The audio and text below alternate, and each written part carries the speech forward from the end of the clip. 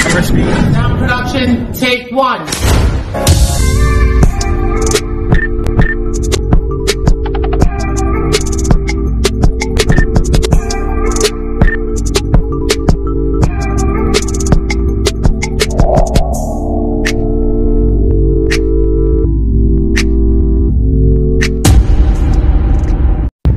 So what's up everyone? Good evening. So today ay hindi today, gabi na pala. So nandito pa rin kami guys sa sa disyerto. So katatapos lang nilang magmerienda. Merienda ng alas 5. Kanina alas 5. Alas 5:30 yata yun. So malamig na. At sa suot-suot ko na nga yung jacket natin at nakaramdam na tayo ng lamig. Tapos na rin tayo nagmerienda. So naglakad-lakad tayo para mamaya hapunan naman. So di ko alam kung anong oras ang hapunan. Baka maaga pa kasi nga baka maaga. Siguro mga uuwi sila o kami mga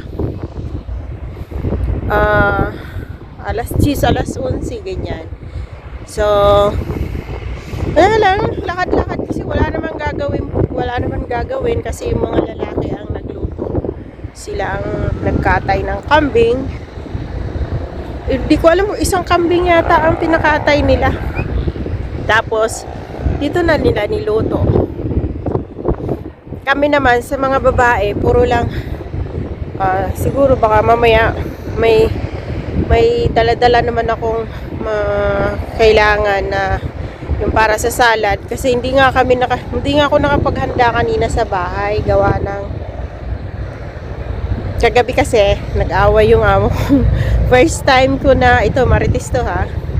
First time na nakita ko or narinig ko na nag-away yung mag-asawa. So nagulat ako kagabi habang gumagawa ako ng tinapay. Nabaon namin dito kanina. At yun na nga,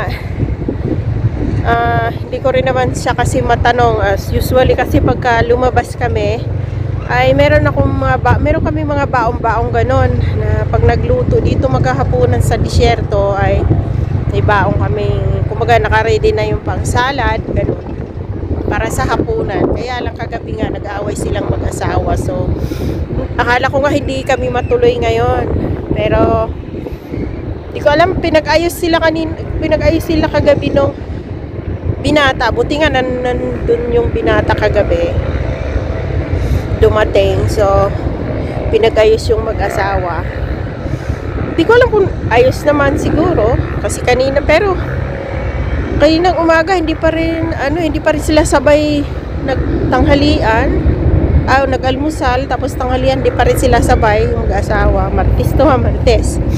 So hindi kanina din papunta dito. Usually yan pagka nandito kami, dalawang sasakyan, pero yung babae kasi ang lagi kong kasabay yung mag-asawa, pero kanina iba yung driver namin, yung binata niyang anak. Nauna na yung tatay namin, so problema naman nila yan, bahala na sila. So susunod lang tayo kung ano. Kaya nga lang hindi katulad ng mga nakaraang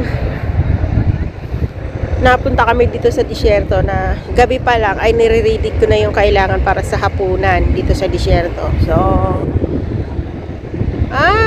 ano naman kasi kaninang umaga pagising hindi sila sabay, hindi sabay. Yun nga sinabi ko kanina, hindi katulad ng araw-araw na ginagawa nila. So pero sana maging okay dahil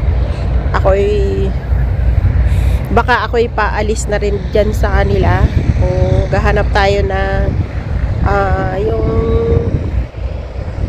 lugar na pwede naman tayong nakakahinga. Dito naman kasi di naman sila mahigpit, kaya nga lang magkikwento lang ako guys kasi wala naman akong gagawin. So may plan kasi ay aalis nga sa kanila dito.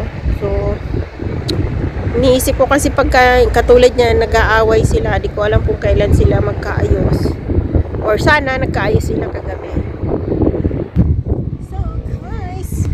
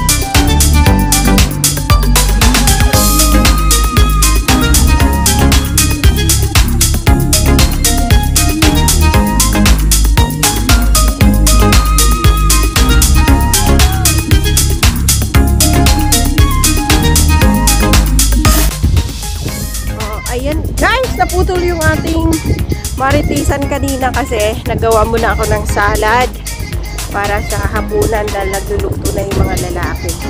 Kaya, balis ako doon kasi nagsasayawan sila.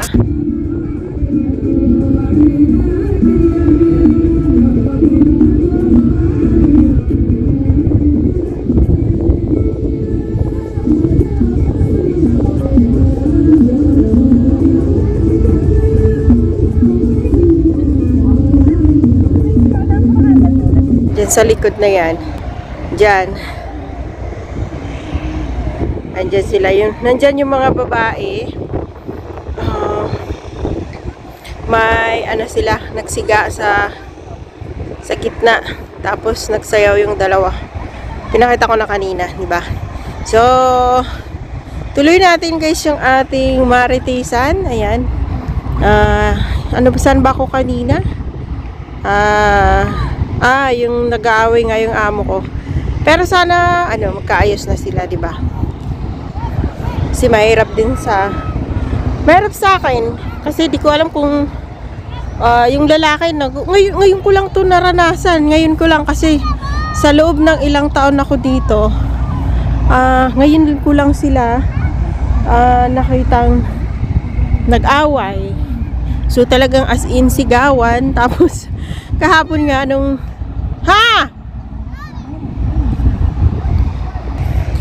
diba naputol na naman kasi binaba yung yung meron kaming bag na meron na lahat, kape, asukal, basta meron na lahat, binaba dun sa sasakyan. So ayun, iikot tayo dito sa likod. Pang WH daw to. Iikot tayo. Yun. Ang daming sasakyan.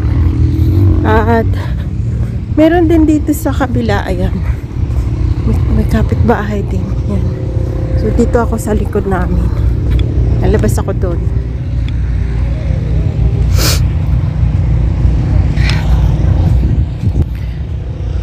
Diba madilim? So lalakad-lakad tayo.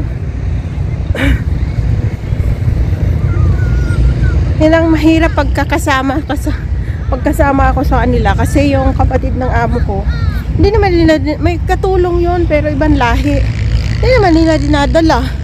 Tapos dito pag nandito nihingal ako pag andito na.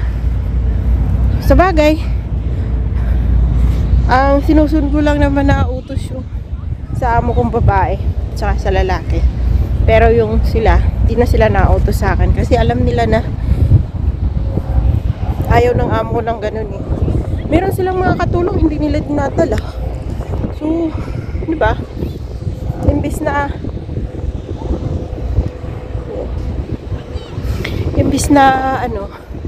Imbis na makapagpahinga ka. Kaya minsan hindi ako tinatanong muna ako ng amo ko kung sasama ako sa mga ganito or di kaya pag rest house kasi nga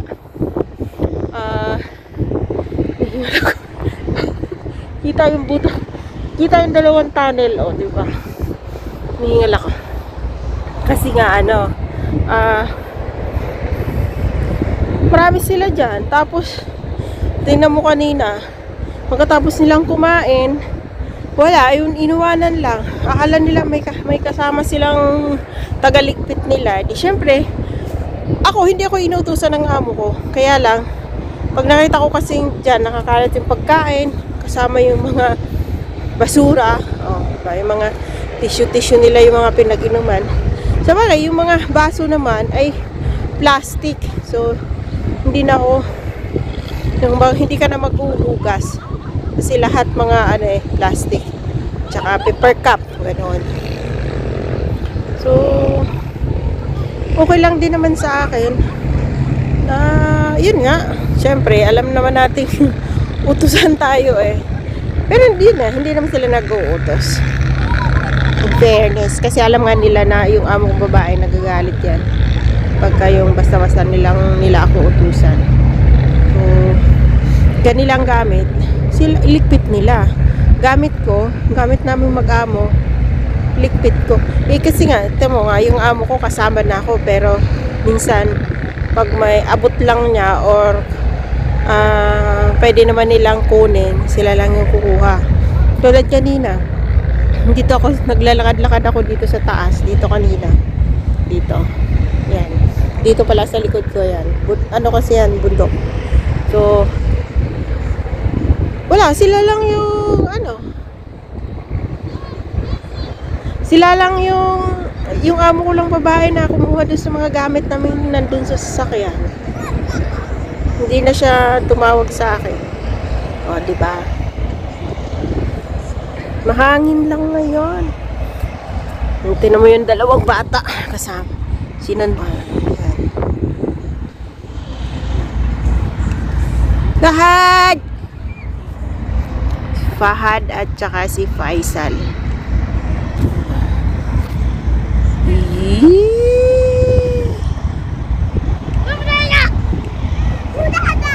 What, Nen?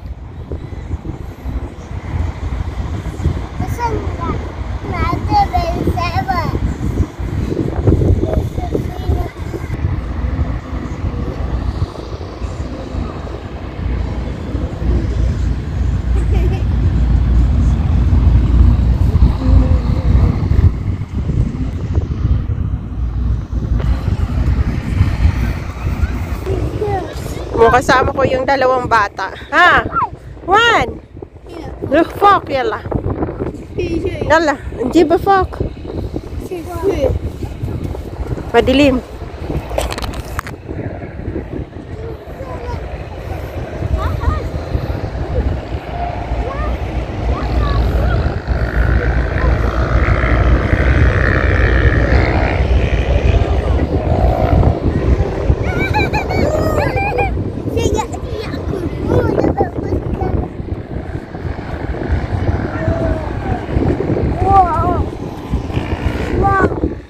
O Lolo, wag mong i-off ang comment nito ha. Hindi naman nakatutok lagi sa mga bata. Ako ang sarili ko. Ako. Naka-headset ako. Baka makapiright tayo. Tamo nga yung ginawa ng dalawa. Walang ilaw. Tip ko.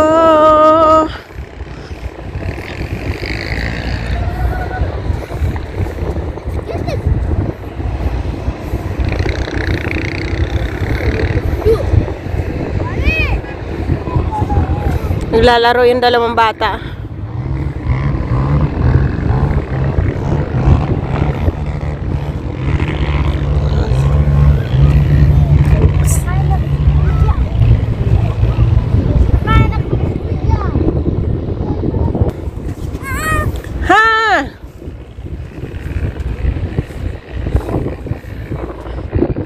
وين تبغى تروح فوق؟ يلا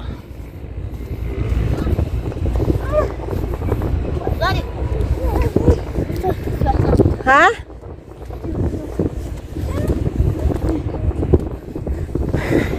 Nihingal ako.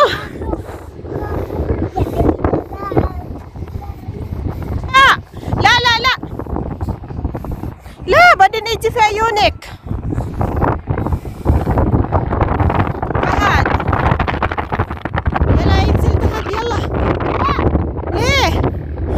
Shofi mama, baid. Shofi tahat. Guys, tingnan nyo ang ganda. Yalla. Yan, nandiyan tahat. Ito yung dalawa kong alaga. 1, 2, 3, go! Tama yung isang malito. Gagito.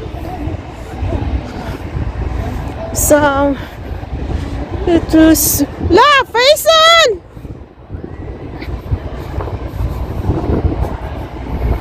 Saying I will love you. Tama, pagulong-gulong na. Even always be there forever. Oh, woo!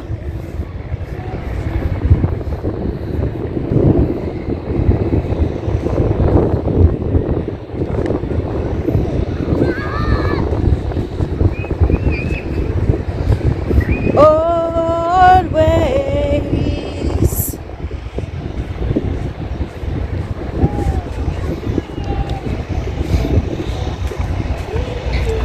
Ako sa ganito kasi guys, pagka taglamig, yan, panay naman ang disyerto namin. Sa sunod linggo, hindi pa itong Friday na to, sa next Friday ay meron na naman uli. Lalabas na naman kami. Yung sa side naman ng babae.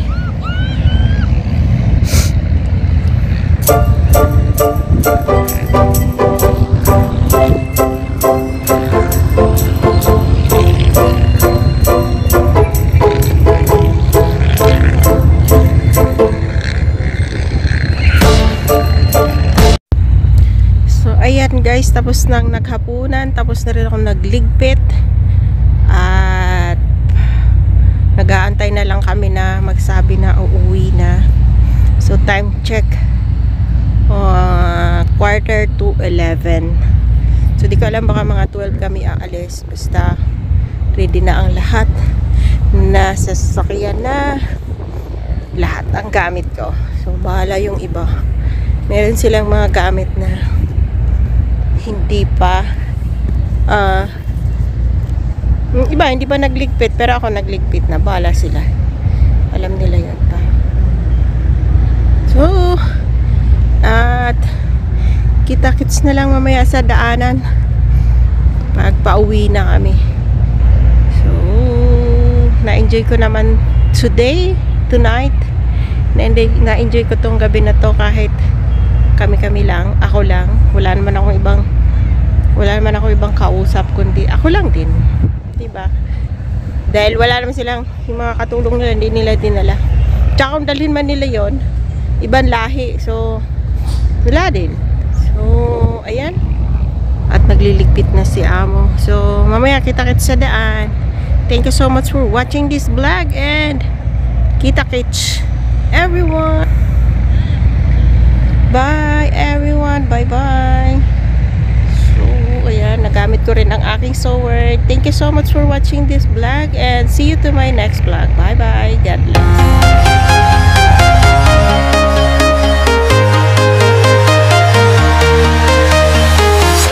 I'm walking alone, the streets are empty. The only thing I can see is my own silhouette. I'm getting stronger, step by step. The clock is ticking, but there's no time for regrets. I've been flying from town to town, from London to Taiwan. I've been all around the globe, trying to protect your soul. We are heroes tonight. We will fly above the sky. We are heroes tonight.